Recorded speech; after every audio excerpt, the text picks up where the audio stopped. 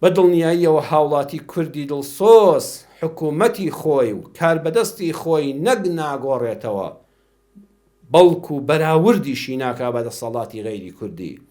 بەڵام ئەوەی میلەتی دڵگران و نیگەران کردووە قەڕی و پڕیە، تۆی سەرکردە و تۆی مەسوول و تۆی بنەماڵە هەمووتان پڕ بوون، وا پارە دەنێرن بۆ بانقەکانی دەرەوە وا لە شوێنان شت دەکڕن، میلەتەکەش مژدەی ئەوەی دەدەیتێ چاوەڕێی دووموچەکە مەبە و خوا ڕەحم بە ساڵی داهاتووت بکە.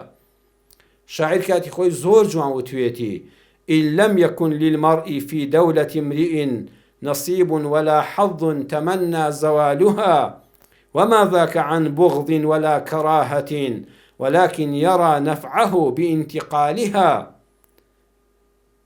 ئەڵێ ئەگەر هات و مرۆڤ لە وڵاتەکەی خۆیدا لەم بولجە بەلاحەی وڵاتەکەی خۆیدا نەسیب ولا حەظ نە پشکی هەبوو نە بەشی هەبوو تەمەنا زەوالوها هێندە دڵی پڕ دەبێ، دەڵە کوڕە یەخوا هەر نەمێنێ کە بۆ من نەبێ با بۆ کەسیش نەبێ.